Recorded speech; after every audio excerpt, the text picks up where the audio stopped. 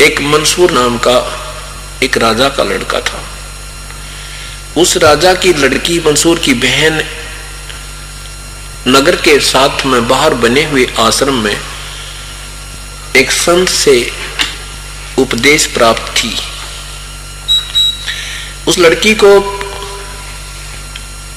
परमात्मा के विषय में बहुत ही अत्यधिक ज्ञान हो गया था और वो अपने गुरुदेव पर पूर्ण रूप से जो है ना आसक्त थी, आश्रित थी कि ये परमात्मा के सही मार्गदर्शक और परम संत हैं।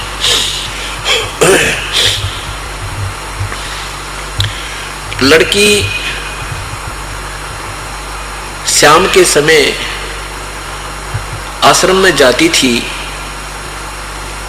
और वहां गुरुदेव की सेवा करके आती थी, खाना बना के आती थी। कुछ दिनों के बाद क्या हुआ कि मंसूर को किसी ने कह दिया कि आपकी बहन का चलन ठीक नहीं है। पहले समय में कोई भी ऐसी दुर्भावना नहीं रखा करते थे, नेक आत्माएं होती थी, संतों पर अविश्वास नहीं था। लेकिन एक दो व्यक्ति ने ऐसा कहा तो मंसूर के मन में कुछ खोट आया। एक दिन अपनी बहन के पीछे पीछे रात्रि शाम के समय थोड़ी सी दूरी पर रहा और जब वो आश्रम में प्रवेश कर चुकी तो बाहर एक दीवार में बने हुए सुराग से देखने लगा गतिविधि। लड़की ने गुरुदेव का खाना बनाया, खाना महापुरुष ने खाया। खाना खाकर के बाद फिर हाथ धो करके बाद में दोनों ने पहले गुरुदेव ने ऐसा आरती की, अपना जो नमाज जो प्रभु की आरती की, उसके बाद ऐसे हाथ किया। आसमान से एक प्याला आया, आधा गुरुदेव ने पिया, आधा कहा बेटी आप पी लो। अब लड़की की उस अमृतपान करने से दिव्य दृष्टि खुल गई।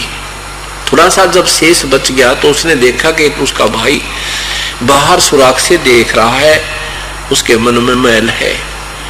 लड़की ने कहा गुरुदेव एक कुत्ता खड़ा है बाहर, आप कहो तो थोड़ी सी छींट उसको भी लगा दूं, सद्बुद्धि आ जाए। कर दे बेटा, जिसका उद्धार हो सके उतना ही थोड़ा। अब वो सोच रहा था कि तू देख नहीं रहा किसी को, वह ऐसे ही देख रहा था।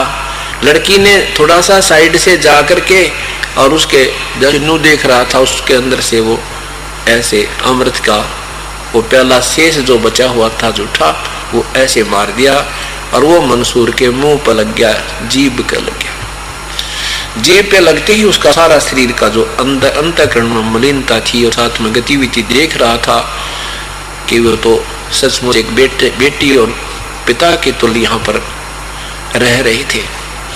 इतना होते ही वो एकदम रोने लग गया बुरी तरह और रोता हुआ आश्रम में प्रवेश कर गया और कहा परमेश्वर क्या मुझ जैसे पापी का भी उद्धार हो सकता है? गुरुदेव ने कहा बेटा ये संसार ऐसा ही है, ये अच्छे को अच्छा नहीं रहने देता और परमात्मा पाने के लिए किसी की नहीं सुना करते। लोक लाज ना कीजियो निर्भय हो रहिए, जो मन चाहे राम को तो दासातन करिए। उसी दिन उपदेश ले लिया और समर्पण कर दिया कि परमेश्वर जैसे आप कहोगे दास ऐसे ही करेगा। अब उस मंसूर की लगन बहन से भी अधिक होगी। अब उसने क्या कहा, जैसे हम सत साहिब को बोलते हैं तो उनका एक कोड वर्ड अनल हक था उस संत का। अनल हक का अर्थ होता है कि मैं ही अहम ब्रह्मास्मि, मैं ब्रह्म हूं, यानी परमात्मा मैं ही हूं, जीव ही ब्रह्म है, कुछ इस तरह की उसने उसको बताया। और मुसलमान धर्म में भगवान को आकार नहीं कहते, तो उन दूसरे दो काजी मुल्लाओं को पता लगा कि एक राजा का लड़का और वहां जा रहा है, उस संत की महिमा बन जाएगी और तुम्हारी नंबर कटेंगे। इस दृष्टिकोण से उल्टी सुल्टी कहकर राजा से कहा कि आपका लड़का तो परमात्मा को साकार बताता है और अपने आप को अल्लाह कहता है, और या तो उसको मना कर दो नहीं तो उसको सजा दी जाएगी। भाईचारा इकट्ठा कर लिया, मुल्ला काजी इकट्ठे हो गए, तो राजा भी मजबूर हो गया। उसने कहा बेटा तू अनल हक मत कहे, अनल हक मत कहे। अब अनल उसके कहने थे क्यों कर, माने पिताजी के कहने से उसने तो गुरुदेव का आदेश और ये पूर्व संस्कार थे उसके, तो नहीं कहा कि अनल हक अनल हक अनल हक। वह ब्रह फूट गई इसकी। अब राजा से भी देखने भी एक दो बार के कहने से माफ भी किया, पर वो नहीं माना।